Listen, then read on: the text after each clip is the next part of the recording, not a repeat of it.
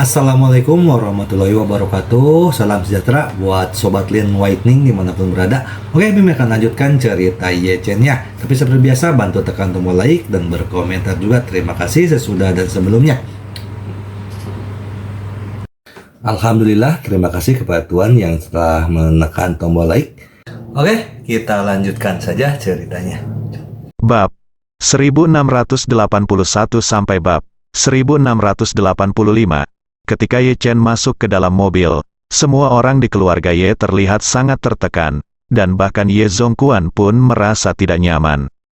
Tapi Ye Chen, yang sedang duduk di dalam mobil, memiliki ekspresi acuh tak acuh. Dia sama sekali tidak khawatir tentang hari esok. Sebaliknya, dia sedikit bersemangat dan bahkan sedikit tidak sabar. Karena jika dia ingin mencapai puncak keluarga Ye, dia hanya membutuhkan langkah terakhir, dan langkah terakhir ini adalah Wan Po-jun sendiri. Tang Sihai pergi dan mengirim Helena ke istana Buckingham terlebih dahulu. Mobil berhenti di gerbang istana Buckingham, dan Ye Chen berkata, "Helena, kembalilah dan istirahatlah yang baik. Pada jam 6 besok pagi, saya akan meminta butler Tang mengatur mobil untuk menjemputmu." "Oke." Helena mengangguk ringan dan berkata, "Tuan Ye, mohon istirahat yang baik hari ini. Lagi pula, Anda memiliki hal-hal penting yang harus dilakukan besok."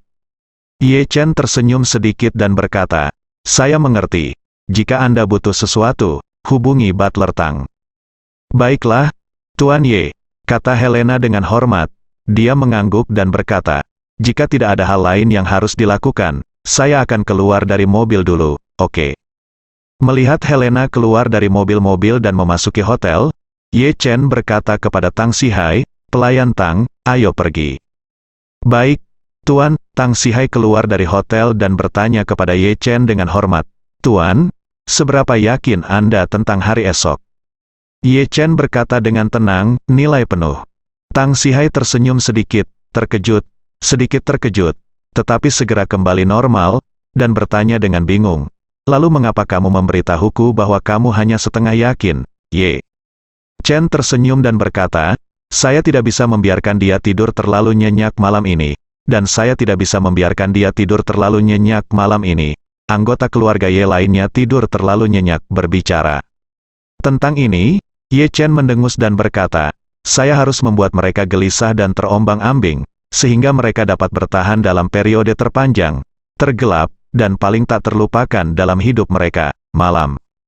Hanya dengan cara ini, ketika saya berurusan dengan Wan Po-jun besok, mereka akan benar-benar tahu bagaimana rasanya menjalani sisa hidup mereka setelah bencana." Setelah mendengar ini, Tang Sihai tertegun sejenak, lalu dia tidak menahan senyum, dan berkata, "Sepertinya aku bisa tidur nyenyak malam ini."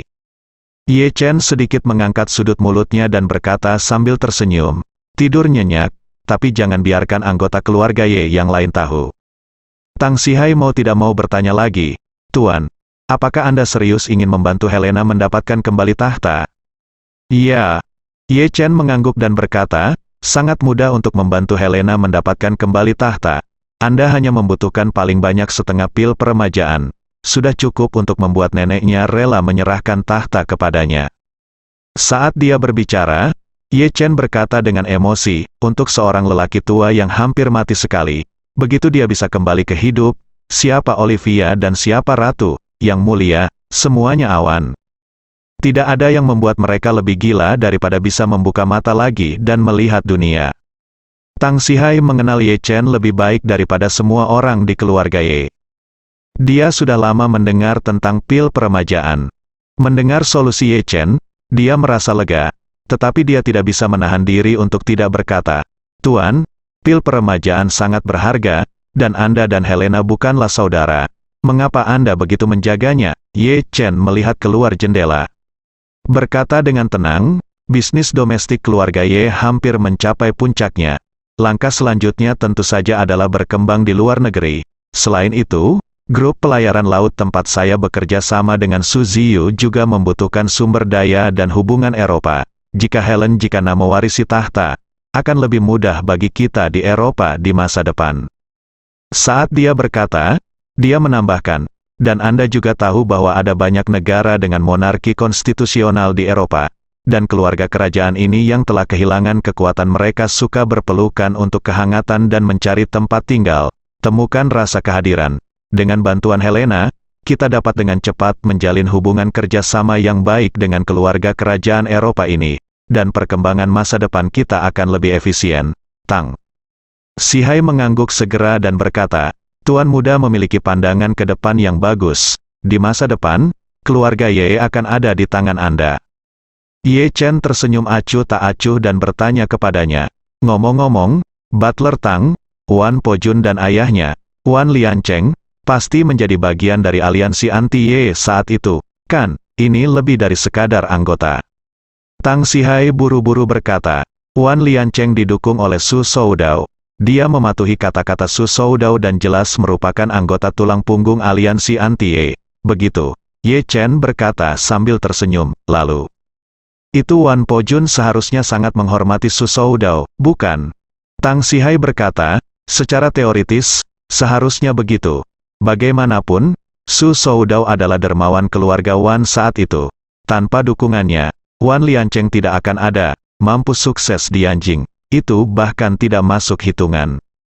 Ye Chen mengangguk dan memukul bibirnya dengan ekspresi lucu di wajahnya. Itu akan menarik. Setelah Wan Po-jun pergi ke Gunung Yeling besok, jika dia melihat Su Soudao masuk tanganku, aku tidak tahu apa yang akan terjadi, pikiran. Tang Sihai tersenyum sedikit dan berkata, sepertinya Tuan Muda sudah mengambil keputusan. Ye Chen terkekeh dan berkata, Butler Tang mungkin tidak tahu itu komandan tertinggi Istana Wanlong di Suriah sekarang dikurung bersama Su Soudao. Saya akan membawanya ke Gunung Yeling besok pagi, agar Wan Po-jun tahu betapa terkejutnya itu. Setelah itu, dia buru-buru memerintahkan. Pramugara Tang, jangan pergi ke keluarga Gu sekarang, bawa aku ke tempat lain. 20 menit kemudian, di sebuah peternakan di pinggiran Yanjing. Begitu Tang Sihai mengemudikan mobilnya ke pintu, gerbang besi halaman pertanian dibuka dari dalam. He Hongsheng datang dengan cepat bersama dua orang muda dari keluarga He. Melihat Ye Chen keluar dari mobil, dia berkata dengan hormat, Tuan Ye, Ye. Chen mengangguk sedikit dan bertanya kepada He Hongsheng, bagaimana kondisi kedua orang itu? He Hongsheng berkata dengan tergesa-gesa, beberapa orang menatap dengan penuh perhatian. Akan ada beberapa orang yang mengawasi ketika saya pergi ke toilet, tidak akan pernah ada masalah. Ye Chen tersenyum sedikit dan berkata, ayo pergi, bawa aku untuk mengambil lihat. He Hongsheng mengangguk, melangkah pergi, dan melakukan dengan isyarat mengundang. Dia berkata dengan hormat, Tuan Ye, tolong. Ye Chen menoleh ke Tang Sihai dan berkata, Pelayan Tang, mari kita bertemu kenalan lama bersama. Tang Sihai buru-buru berkata, baik, Tuan Muda. Seorang junior dari keluarga He berjalan cepat di depan, memimpin Ye Chen dan Tang Sihai memasuki ruang barat halaman pertanian. Dalam ruangan yang luasnya kurang dari 20 meter persegi, 7 atau 8 anggota keluarga He membentuk lingkaran. Di dalam lingkaran tersebut terdapat dua orang pria yang diikat erat di kursi dan kepalanya ditutup dengan tas hitam. Ketika Ye Chen melihat situasi ini, dia berpikir bahwa itu sudah cukup untuk mengikat Su Soudao. Chen Zonglei sekarang lebih patuh daripada seekor anjing, jadi tidak perlu bersusah payah seperti itu. Namun keluarga He serius dan bertanggung jawab dalam melakukan sesuatu. Tentu saja saya tidak bisa mengatakan hal seperti itu, agar tidak menyurutkan semangat keluarga He. Jadi, Ye Chen langsung memulai dan melepas tas kain hitam di kepala mereka. Pada saat ini, mereka melihat Su Soudao dan Chen Zonglei memasukkan handuk ke dalam mulut mereka. Su Soudao mendongak dan melihat Ye Chen. Mata dan ekspresinya segera menjadi sedikit gugup dan takut. Melihat betapa gugupnya dia, Ye Chen melepas handuk dari mulutnya dan berkata sambil tersenyum, Oh Tuan Su, jangan terlalu takut. Aku hanya datang dan menemuimu, dan aku punya kabar baik untukmu. Su Soudao menjadi semakin gugup setelah mendengar ini, dan mau tidak mau bertanya, kabar baik apakah kamu punya? Ye Chen bertanya sambil tersenyum, Tuan Su, apakah Anda pernah mendengar tentang organisasi Wanlongdian? Su Soudao mengerutkan kening dan berkata dengan depresi, tentu saja saya tahu tentang Wanlongdian. Kamu membiarkanku tinggal di Suriah begitu lama, perang berlangsung sepanjang hari di sana, bukankah orang-orang dari Istana Wanlong melawan Hamid, ya? Ye Chen mengangguk dan berkata sambil tersenyum, kamu mungkin tidak percaya, tapi penguasa Istana Wanlong sebenarnya masih kenalan lamamu. Seorang kenalan lama, Su Soudao mendengar ini dan berkata dengan ekspresi tidak percaya. Tapi aku sama sekali tidak mengenal penguasa Istana Wanlong, bagaimana dia bisa menjadi kenalan lamaku, kata Ye Chen sambil tersenyum, mungkin tidak pantas untuk mengatakan bahwa dia adalah seorang kenalan lama. Saya harus mengatakan bahwa dia adalah salah satu junior Anda. Dia memiliki hubungan yang mendalam dengan Anda. Bagaimana bisa? Su Soudao merasa sangat bingung, takut. Ye Chen sengaja mencari seseorang untuk mencari alasan, menyiksa dirinya sendiri dengan tuduhan itu. Dia buru-buru berkata, Tuan Ye, saya benar-benar tidak mengenal penguasa Istana Wanlong. Apakah di sana ada kesalahpahaman di sini? Ye Chen menggelengkan kepalanya dan bertanya kepadanya, Istana Wanlong, apakah Lian Cheng adalah bawahanmu saat itu? Su Soudao tidak menyangka bahwa Ye Chen akan benar-benar bertanya tentang Wan Lian Cheng, yang telah meninggal selama 20 tahun. Dia tanpa sadar berkata, ya, tapi Wan Lian Cheng telah mati selama 20 tahun, apa hubungannya dia dengan Istana Wanlong? Ye Chen tersenyum dan berkata, penguasa Istana Wanlong adalah putra Wan Lian Cheng, namanya Wan Pojun, kamu pasti masih ingat kan? Apa? Su Soudao berseru seperti tersambar petir, Pojun.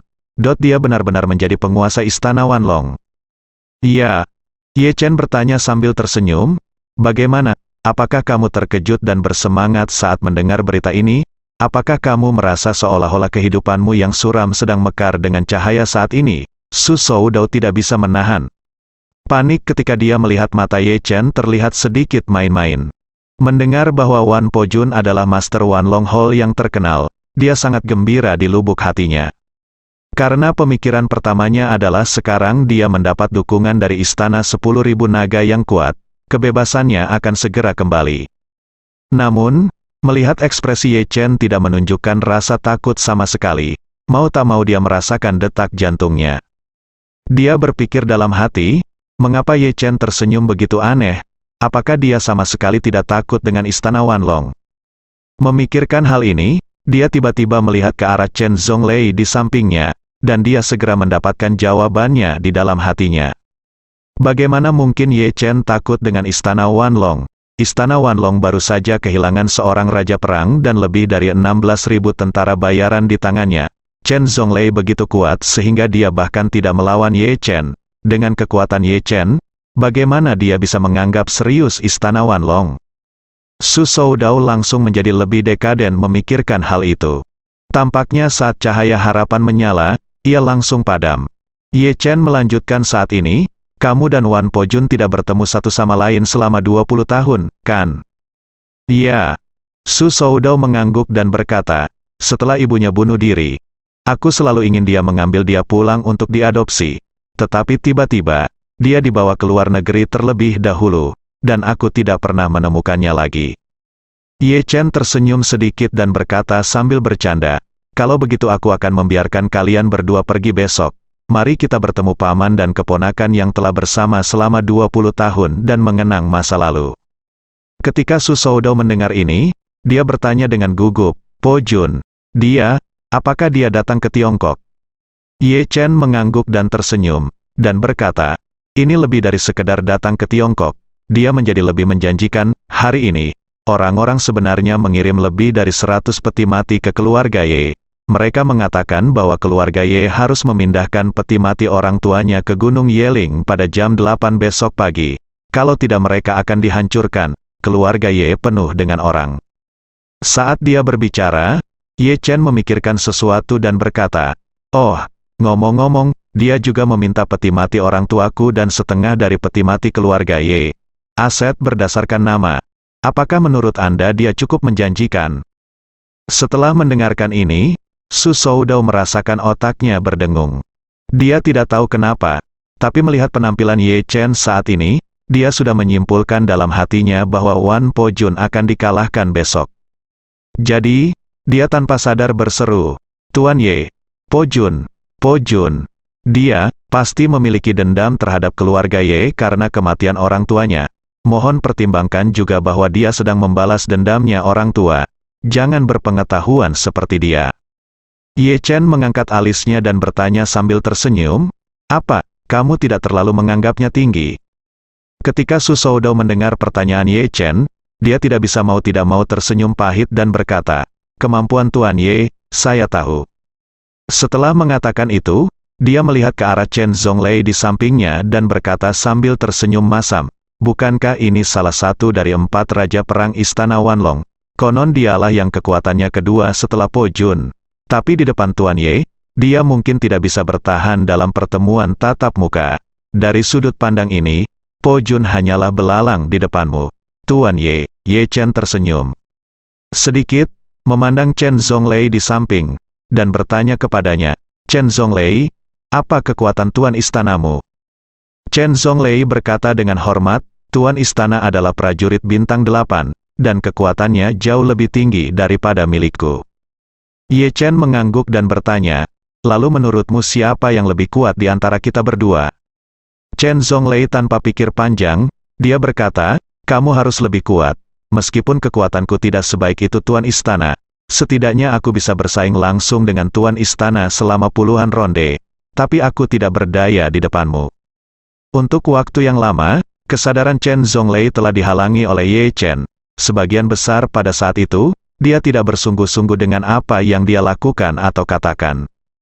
Tapi kali ini, kesadaran dan tubuhnya secara mengejutkan konsisten. Meskipun dia tidak tahu kekuatan magis macam apa yang digunakan Ye Chen, dia mampu menyegel kesadarannya sepenuhnya secara langsung. Tapi dia tahu bahwa metode Ye Chen lebih dari 1 tingkat lebih tinggi dari seni bela diri. Kesenjangan tersebut seperti kesenjangan antara senjata dingin dan senjata panas, yang tidak dapat diatasi.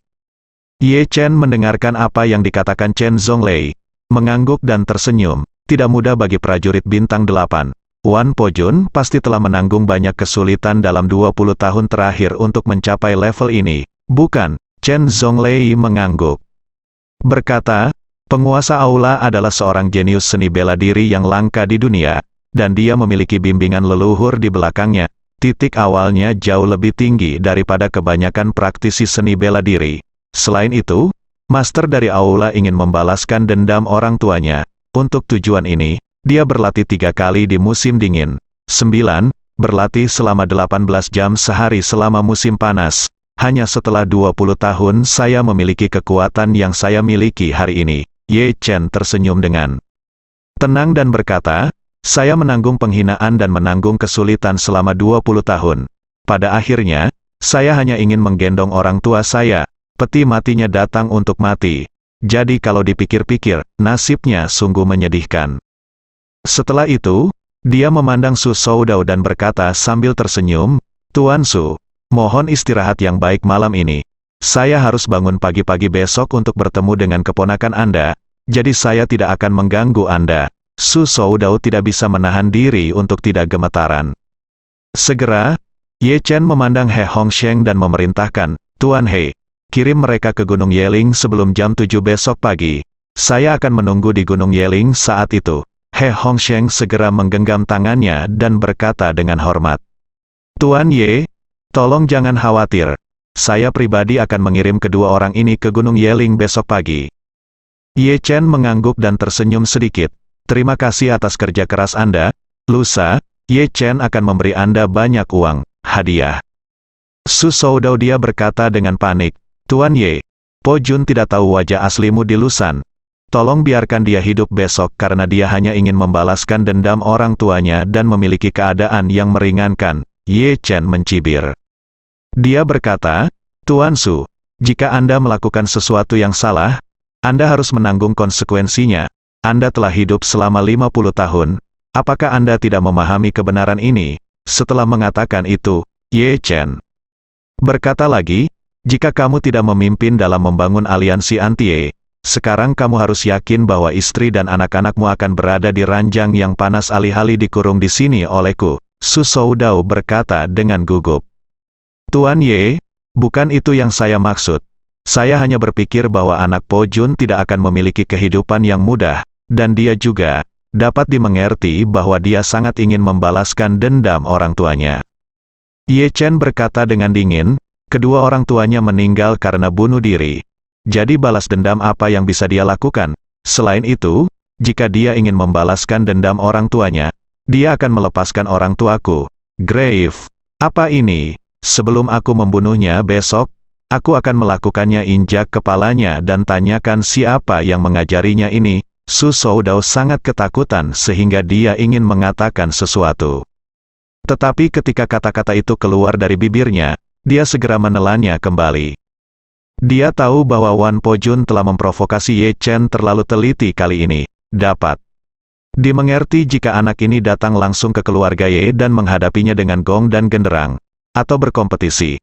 Tapi mengapa dia hanya mengatakannya dan bertanya untuk itu, menggali kuburan Ye Changnying dan istrinya? Ini bukan mencari kematian? Apa itu? Ye Chen berkata dengan tenang saat ini. Tuan Su, sebaiknya Anda berdoa ke surga sekarang, dan berdoa agar keluarga Su Anda tidak terlibat dalam masalah ini. Jika tidak peduli siapa yang terlibat, saya, Ye Chen, tidak akan pernah tunjukkan belas kasihan. Su Soudao takut dengan aura pembunuh Ye Chen. Saat ini, dia hanya punya satu pemikiran di benaknya, yaitu keluarga Su tidak boleh buta dan terlibat dalam masalah ini. Akan lebih baik jika itu tidak ada hubungannya sama sekali. Namun, bagaimana dia bisa tahu bahwa ayahnya yang sudah lanjut usia sudah sangat bersemangat dan hanya menunggu besok pagi untuk pergi ke Gunung Yeling bersama Wan Pojun untuk menyaksikan kehancuran keluarga Ye dengan matanya sendiri. Saat ini, Su Chengfeng sedang makan malam, memesan beberapa hidangan dengan sumpit, dan berkata kepada pengurus rumah tangga Su Ansun, "Ansun, tidak ada anggur dalam makan malam ini." Hampir membosankan, Su Ansun meminta maaf dan berkata sambil tersenyum. "Tuan, dokter meminta Anda untuk minum lebih sedikit dan berusaha untuk tidak minum. Dan Anda harus bangun pagi-pagi besok, saya takut Anda akan mendapat masalah karena minum. Jadi saya tidak siap," kata Su Chengfeng sambil wajah lurus. "Izinkan saya bertanya. Hari ini hari apa?" Su Ansun berkata dengan tergesa-gesa, "Tanggal 4 April ada apa?" Su Chengfeng memarahi, "Omong kosong, tidakkah saya tahu bahwa hari ini adalah tanggal 4 April? Maksud saya, hari besar apa hari ini?" Su Ansun memutar matanya, berpikir cepat, dan buru-buru memuji, "Tuan, hari ini adalah hari ketika Istana Wanlong akan menyerang gerbang keluarga Ye dan mempermalukan keluarga Ye. Itulah hari di mana Istana Wanlong akan menyerang gerbang keluarga Ye dan mempermalukan keluarga Ye." "Benar," Su Chengfeng tertawa. Sambil tersenyum, dia berkata, "Hari ini, bahkan dibandingkan dengan tahun baru Imlek, tidak kalah murah hati, bukan? Apakah menurut Anda jika saya tidak minum 2 minuman di hari yang begitu meriah? Apakah saya layak atas lebih dari 100 peti mati yang diberikan Wan Pojun kepada keluarga Ye? Apakah Anda kasihan pada Ye Changnying yang akan dihancurkan menjadi abu besok pagi?" Su Ansun mengangguk dengan cepat, "Tuan, Anda benar. Aku akan mengambilkanmu minuman sekarang. Minuman apa yang kamu inginkan?"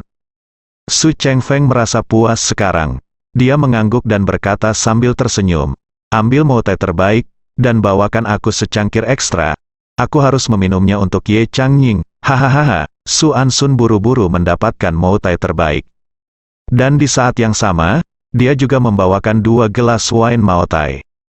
Su Chengfeng meletakkan sumpitnya dan tertawa keras, "Kemarilah. Isi semuanya untukku." Su Ansun dengan cepat membuka Mao Tai dan menuangkan 2 cangkir. Su Chengfeng mengambil salah satu gelas, mengangkat kepalanya dan meminum semuanya, mendecakkan bibirnya, dan berkata sambil tersenyum, "Oh, Ceka, Ceka, Ceka." Orang-orang sangat bersemangat saat acara bahagia, dan anggur ini telah menjadi lebih lembut dari biasanya. Setelah mengatakan itu, dia mengambil gelas lagi. Berkata sambil mencibir, "Ye Changnying, Ye Changnying, saat itu kamu adalah yang paling kuat dan terkenal di Yanjing. Tetapi pernahkah kamu berpikir bahwa 20 bertahun-tahun kemudian, putra Wan Liancheng secara pribadi akan menggali kuburmu, menghancurkanmu menjadi abu?" Setelah mengatakan ini, Su Chengfeng mendengus, menggoyangkan pergelangan tangannya, menuangkan segelas anggur ke tanah, dan berkata dengan senyum garang, "Ayo, keponakan, minumlah, lusa, kamulah yang akan mengambang di tanah, ada hantu kesepian berserakan di langit, hahaha." Di sisi lain, setelah Ye Chen meninggalkan halaman pertanian, dia bertanya pada Tang Sihai untuk membawanya kembali ke keluarga Gu. Dalam perjalanan pulang, Ye Chen memberitahu Tang Sihai, "Pelayan Tang, kembalilah malam ini dan minta orang-orangmu di luar untuk mengawasi pergerakan semua anggota keluarga Ye untuk melihat siapa yang ada di sana."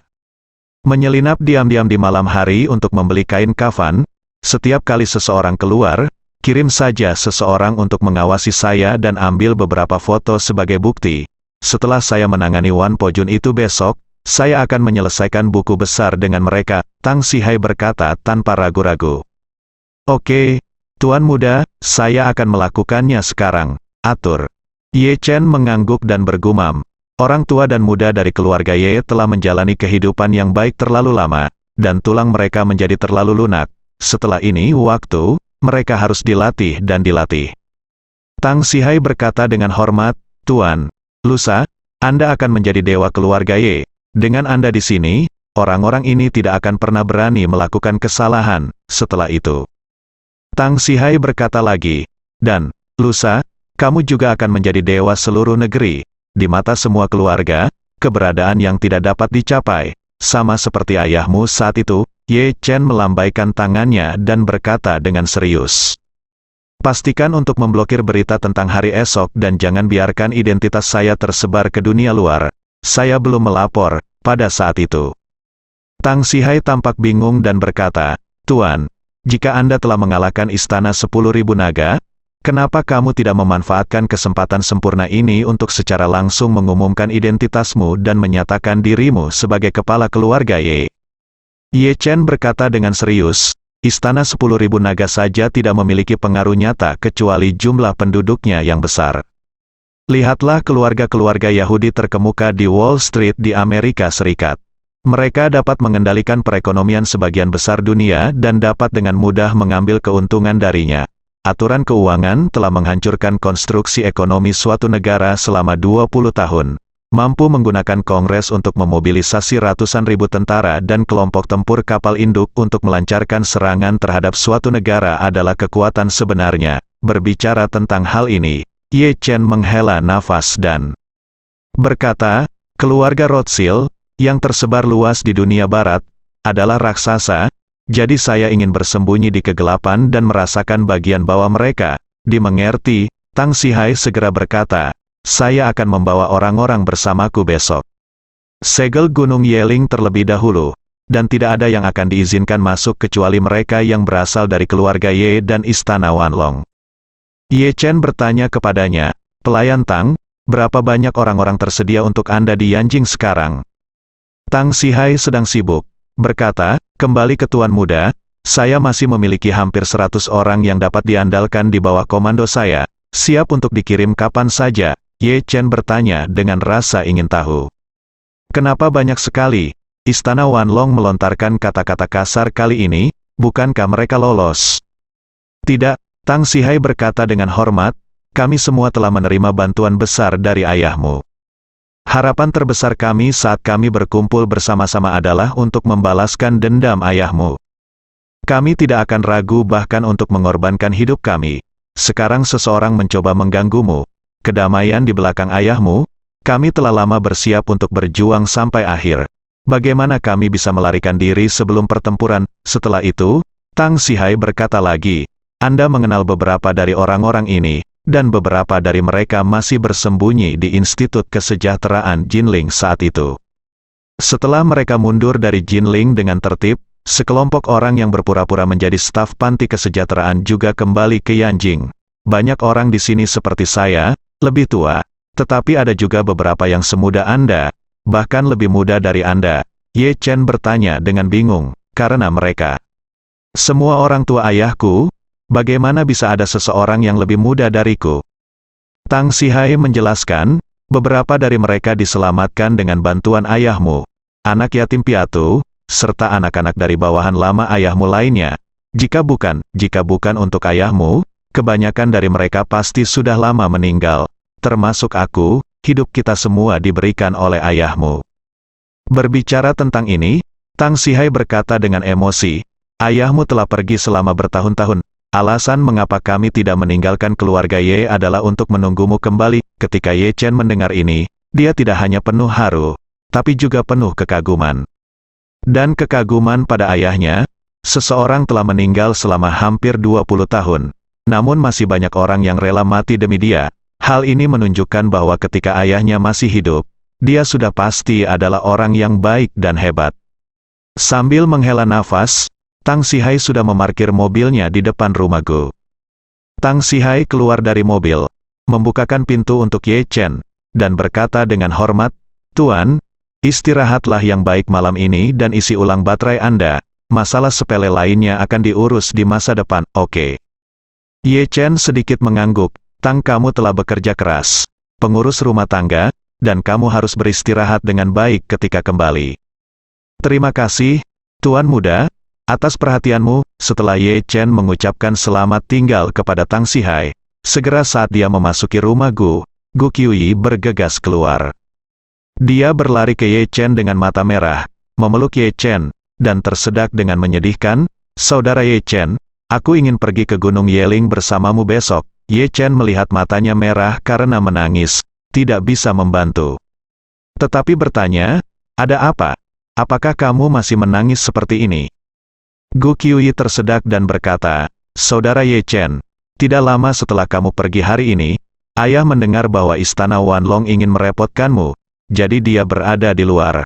Aku berlari ke sana kemari sehari dan meminta bantuan, tetapi tidak ada yang mau membantu. Ketika ayah kembali, tekanan darahnya sangat tinggi sehingga dia tidak tahan. Hari ini, setelah Gu Yanzong mendengar bahwa Istana Wanlong membunuh keluarga Ye, dia keluar untuk meminta bantuan. Dia awalnya ingin menghilangkan wajah lamanya dan meminta bantuan lebih lanjut untuk Ye Chen. Namun, kini seluruh anggota keluarga Yanjing sudah mengkhawatirkan masalah tersebut. Reputasi dan kekuatan Istana Wanlong begitu besar sehingga semua orang di keluarga besar seperti Yanjing menyimpulkan bahwa keluarga Ye pasti akan mati kali ini. Oleh karena itu, tidak ada seorang pun yang ingin berhubungan dengan keluarga Ye saat ini. Ini juga alasan mengapa Su Chengfeng mulai terbawa suasana begitu cepat. Karena di mata semua orang, mustahil bagi keluarga Ye untuk melarikan diri kali ini. Istana Wanlong seperti kereta baja yang berkerumun, yang dapat dengan mudah menghancurkan daging dan darah keluarga Ye di bawah rodanya. Oleh karena itu, ketika orang-orang ini mendengar bahwa Gu Yanzong ingin pergi ke Gunung Yeling untuk membantu, mereka ketakutan dan berulang kali menolak. Belum lagi datang untuk membantu, mereka bahkan tidak berani mengucapkan beberapa patah kata lagi kepada Gu Yanzong, dan menyuruhnya keluar rumah seperti wabah. Gu Yanzong berlari keluar sepanjang hari, tapi semuanya sia-sia, dan dia juga sangat marah. Nasib buruk hari ini terus menumpuk, menyebabkan tekanan darahnya naik begitu tinggi ketika dia kembali hingga dia hampir pingsan. Saat ini, dia sedang berbaring dengan tenang di ruang tamu sambil meminum obat anti-hipertensi, dengan istrinya Lin Wanqiu mengawasinya. Ye Chen mendengarkan kata-kata Gu Qiuyi dan buru-buru berkata, "Bawa aku menemui Paman Gu secepatnya. Dia adalah orang yang telah meminum pil peremajaan. Bagaimana dia bisa begitu marah hingga dia memiliki tekanan darah tinggi? Apa artinya menjadi sangat marah?" Saat dia berkata, Ye Chen menarik Gu Qiuyi dan bergegas ke villa. Begitu dia memasuki pintu, dia melihat Gu Yanzong terbaring di sofa, menyuntikkan cairan dan mengumpat pada saat yang sama. "Orang sombong bodoh ini biasanya mengelilingi saya seperti anjing yang mengibaskan ekornya dan memohon belas kasihan. Sekarang saya mencari mereka untuk menyediakan tenaga dan mendukung saya. Mereka semua ingin mengusir saya dari rumah, bajingan." Lin Wanqiu mau tidak mau menasihatinya, Oke, tenang dulu. Jangan biarkan ini orang merusak kesehatanmu." Gu Yanzong berkata dengan depresi, "Saya tidak marah. Saya cemas, saya khawatir Chener tidak akan mampu melawan Istana Naga Wanfufu besok." Melihat adegan ini, Ye Chen tidak bisa tidak menahan tawa. "Pamanku, jangan khawatir, tidak peduli seberapa kuat Istana Wanlong dan Wan Pojun besok, saya bisa mengambil semuanya." Pasangan itu mendengar suara Ye Chen dan segera menoleh. Gu Yanzong berjuang untuk duduk dan berkata, "Chener kembali." Ye Chen mengangguk, dengan cepat melangkah maju dan berkata kepada Gu Yanzong dan Lin Wanqiu, "Paman Gu, Bibilin, masalah sepele di Istana Wanlong ini sebenarnya tidak layak sama sekali. Takut, kamu tidak perlu mengkhawatirkanku sama sekali. Gu Yanzong bertanya dengan heran. Chener, apakah kamu punya cara untuk menghadapi Istana Wanlong itu? Ye Chen tersenyum dan berkata, untuk karakter sekecil itu, tidak ada yang perlu dibicarakan, hadapi atau tidak. Setelah mengatakan itu, Ye Chen menambahkan, saya telah menunggu Wan Pojun datang ke rumah saya. Selama saat dia berani datang, aku akan menginjak-injaknya di bawah kakiku, dan kemudian secara alami menjadi kepala keluarga Ye. Posisi. Berbicara tentang ini, Ye Chen mengangkat bahu dan tersenyum, dan berkata, jika dia tidak datang dan menerima keluarga Ye, saya benar-benar tidak tahu harus mulai dari mana. Orang tua itu berada di masa jayanya, dan saya tidak bisa mencopotnya dari posisi kepala keluarga. Tarik ke atas dan tarik ke bawah. Gu Yanzong segera sangat gembira dan berseru dengan penuh semangat. Chener, apa yang kamu katakan itu benar? Ye Chen mengangguk dan tersenyum. Tentu saja, bagaimana aku bisa berbohong kepadamu tentang hal seperti itu?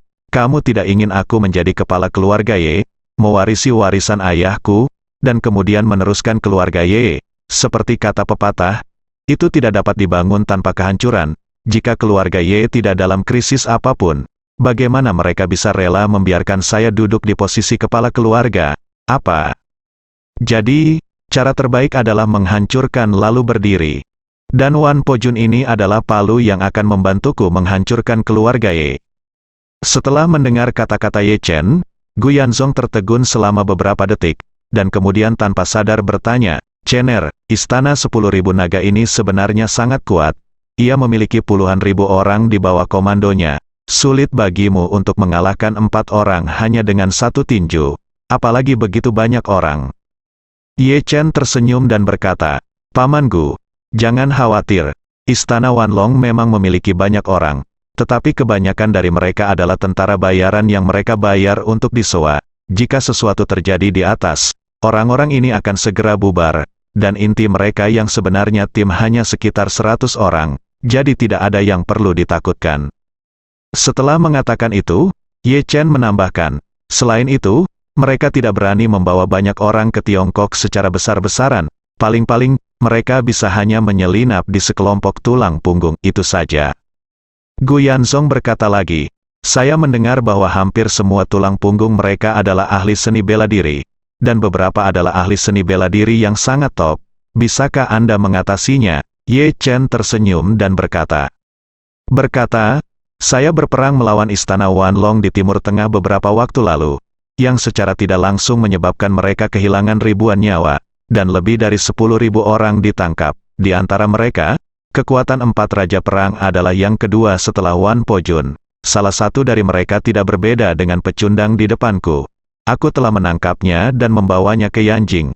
Aku akan membawanya ke Gunung Yeling besok pagi. Gu Yanzong berkata dengan kaget, Chener, di sana ada rumor di dunia bahwa Istana Wanlong mengalami kegagalan besar di Timur Tengah beberapa waktu lalu.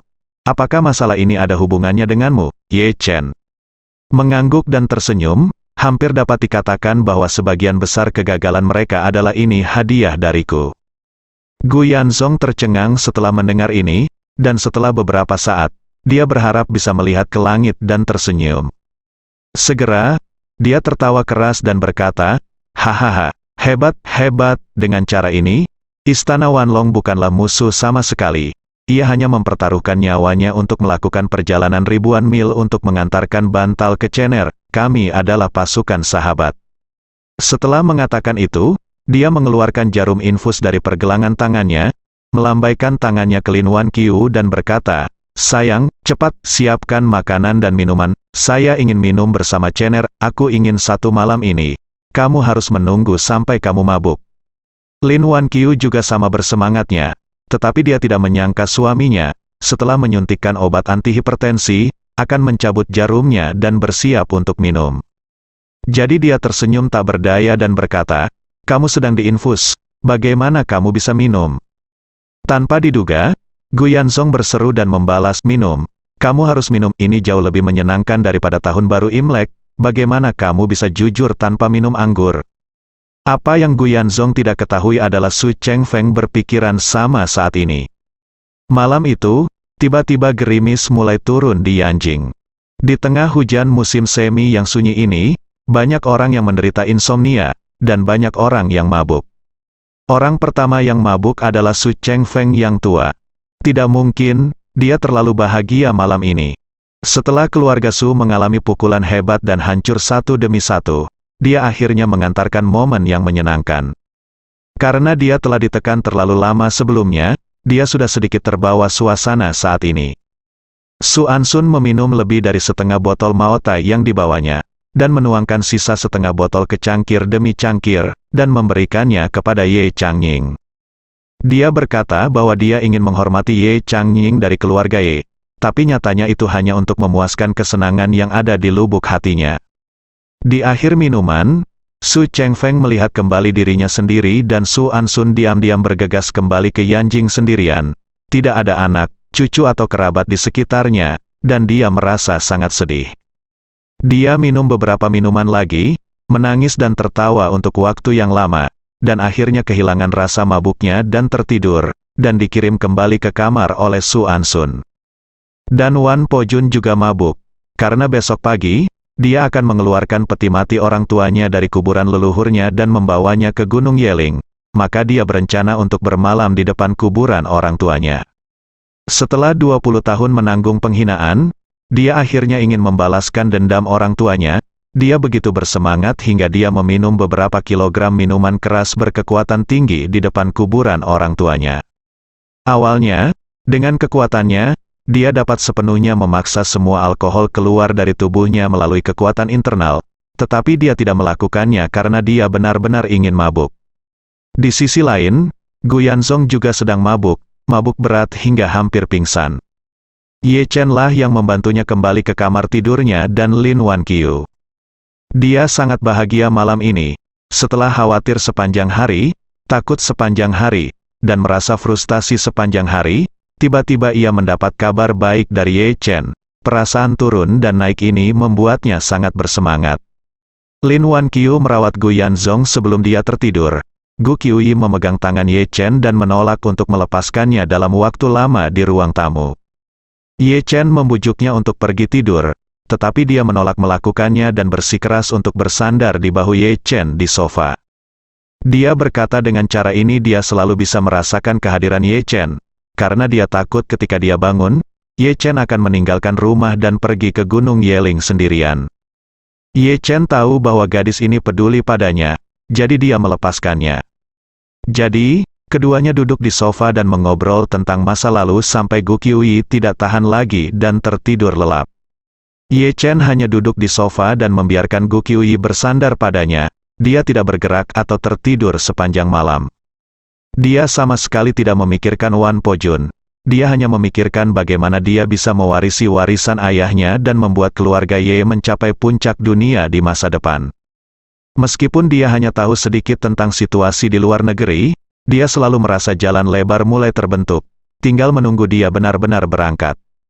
Terlebih lagi, seperti Wan Pojun, dia juga berharap bisa membalaskan dendam orang tuanya yang telah meninggal suatu hari nanti. Sekarang jam 5 keesokan paginya, hujan turun sepanjang malam, dan ditambah dengan iklim lembab yang khas pada festival Qingming, pagi hari di Yanjing tertutup kabut tipis. Wan Pojun, yang menghabiskan sepanjang malam di depan kuburan orang tuanya, mengeluarkan semua sisa alkohol dari tubuhnya, membakar 3 batang dupa dan bersujud 3 kali di depan kuburan orang tuanya. Segera, dia berkata dengan ekspresi tegas, "Ayah, Bu, Pojun mengganggu tidurmu, kuharap kalian berdua cukup bijak untuk memaafkan Pojun.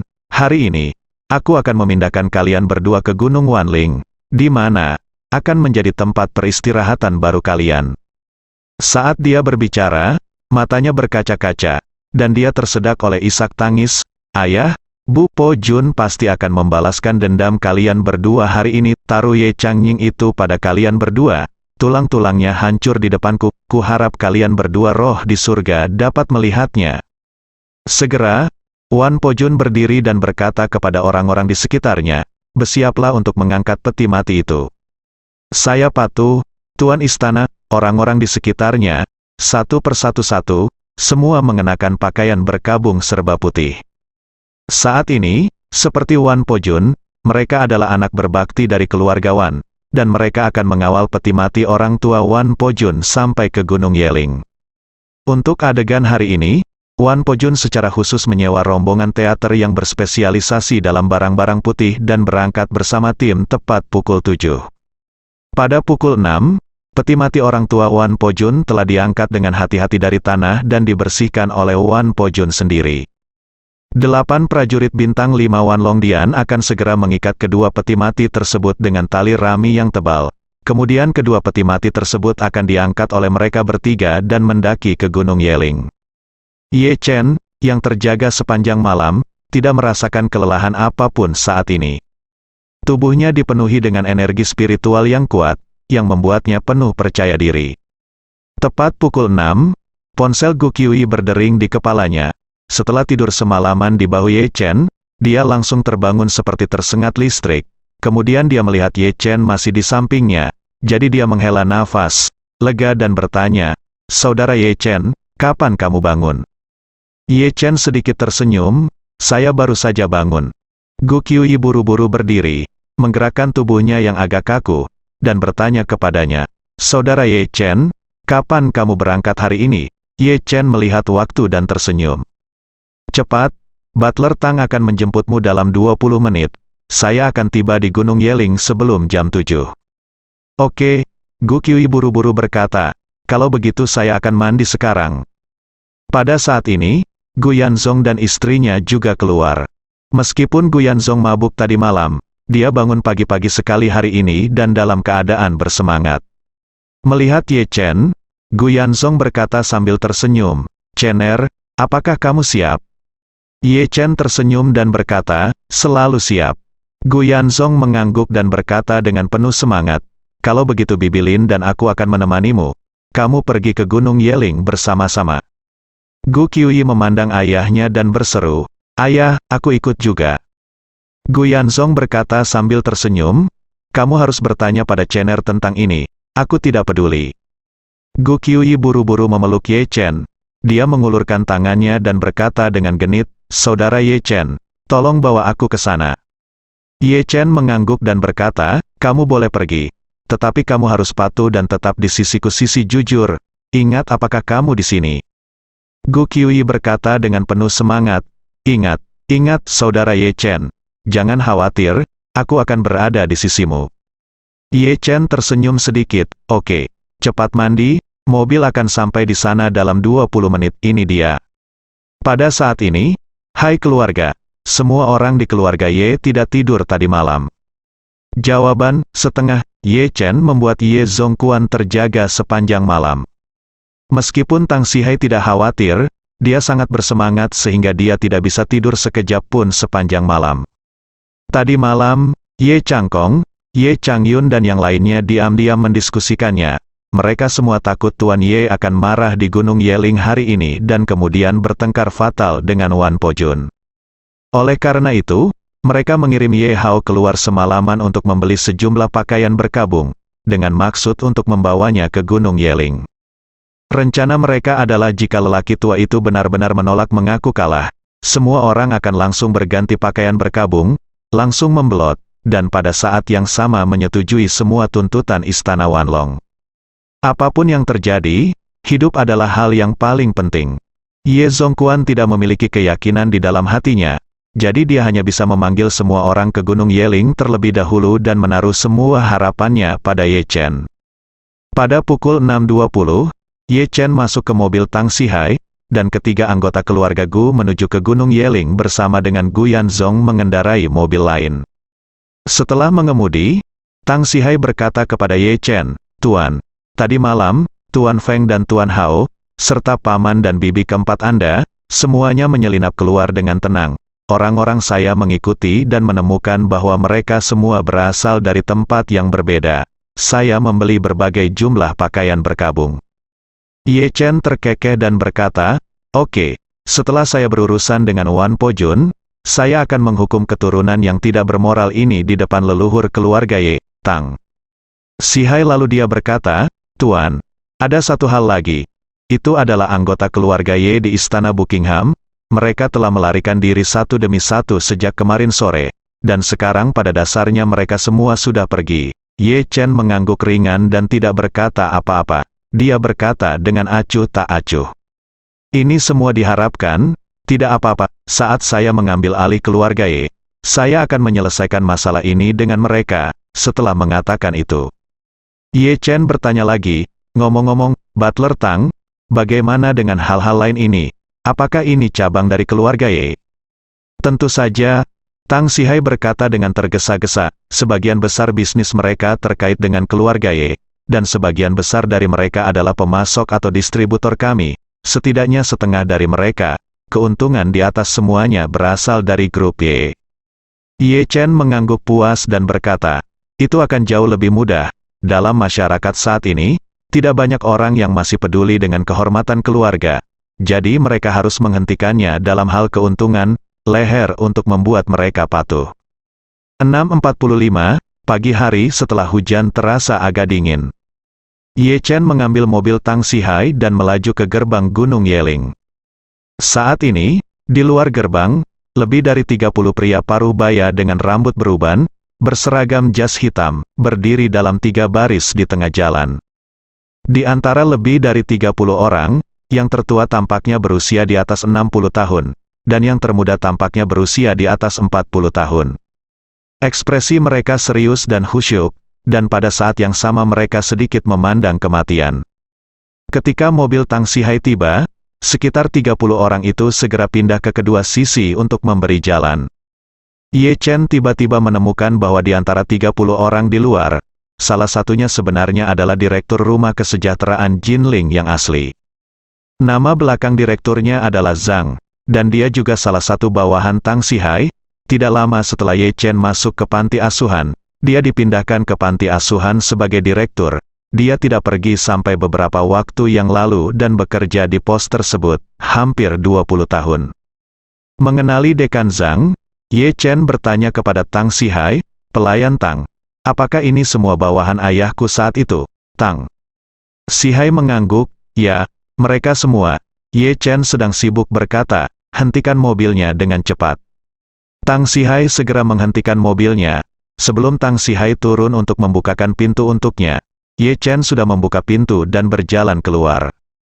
Ketika semua orang di luar melihat Ye Chen datang, mereka semua terkejut dan gembira, dan banyak dari mereka menangis. Tuan, Anda kembali Tuan, ini benar-benar Anda. Tuan, semua orang sedikit emosional sejenak. Tidak seperti Dekan Zhang dari panti asuhan, yang lain tidak bertemu Ye Chen lagi selama bertahun-tahun. Meskipun mereka tahu bahwa Ye Chen pernah tinggal di Jinling, mereka tidak melihatnya sejalan dengan prinsip untuk tidak mengganggu Ye Chen dengan gegabah. Namun, bagaimanapun juga, Ye Chen sangat mirip dengan ayahnya Ye Changying. Oleh karena itu, ketika Ye Chen keluar dari mobil, semua orang langsung mengenali identitasnya. Ye Chen melihat bahwa masing-masing mata tetua ini berwarna merah, dan dia merasa matanya sendiri juga tertutup kabut. Segera, dia melihat ke semua orang, berlutut dengan satu kaki di tanah, mengepalkan tinjunya dengan kedua tangan, dan berkata dengan suara yang sangat serius, Paman dan Paman, kamu telah bekerja keras selama bertahun-tahun, terimalah rasa hormat Ye Chen, bersambung.